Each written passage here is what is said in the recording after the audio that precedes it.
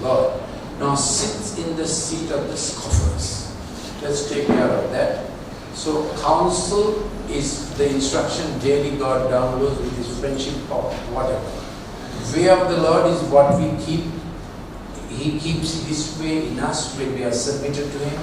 In all our achievements, our future hopes, aspirations for our children, their future. And someone prayed on it. The way of the Lord from us gets into them. How blessed are they? We had to search and get it. Our parents did not know. In fact, my father came to Christ hearing me. But now our children, the way of the Lord gets into them even from the mother's womb. And our second blessing book is out. Please take a blessing book. And we have blessing 1 and blessing 2. Altogether there are 16 blessings. Now you can start reading through a blessing. And if every blessing is so precious, you as head of home, you read it. Can I get a blessing book? It's on that table. And I want to read part of it. As you read it, you will find your fashioning, forging God's ways, God's counsel, even in the unborn baby and even in little fellows. As you keep reading the blessing, the way of the Lord gets made in them. Please make it part of your prayer time. Though they be far, you read it.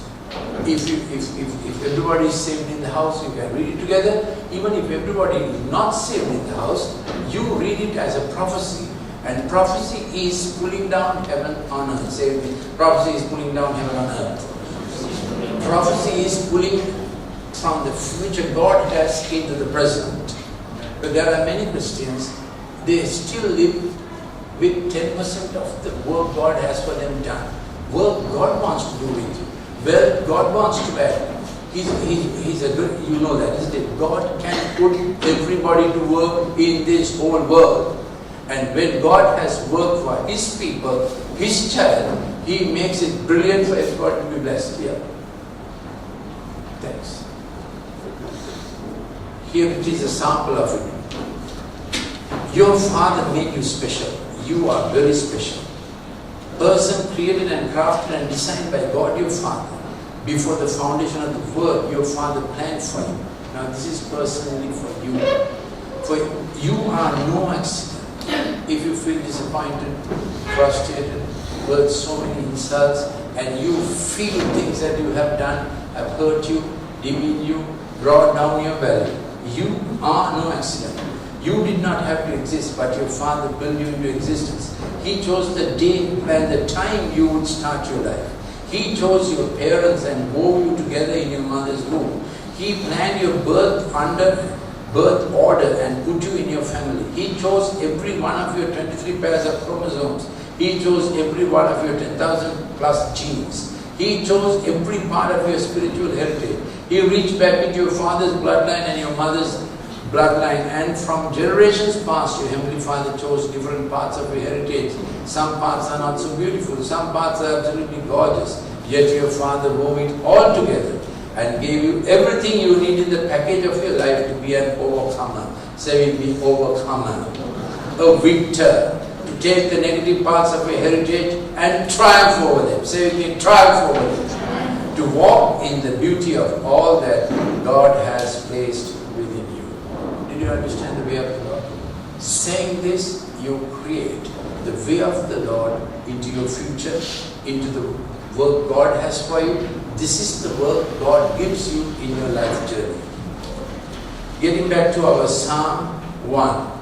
He will be a tree planted by a big one.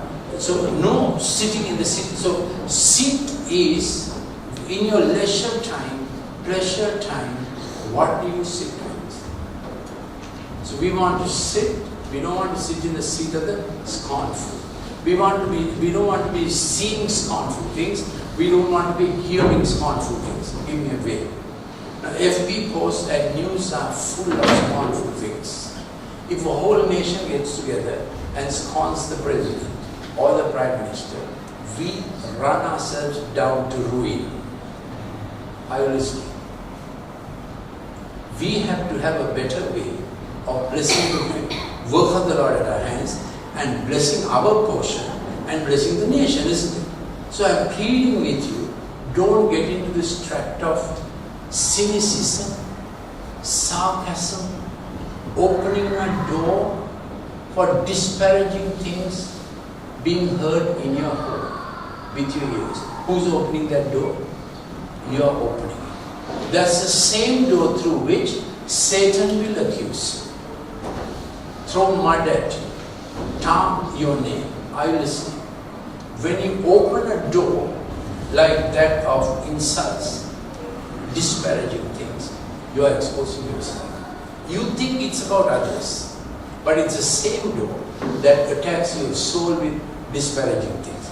Give me a way if you understood that. So don't sit in the scornful with the television in front of you or any clip in front of you. Shut it up. Say it, shut it up. Shut it up. Because you need to have the seat of God's friendship. Just imagine at that moment, will God sit with you?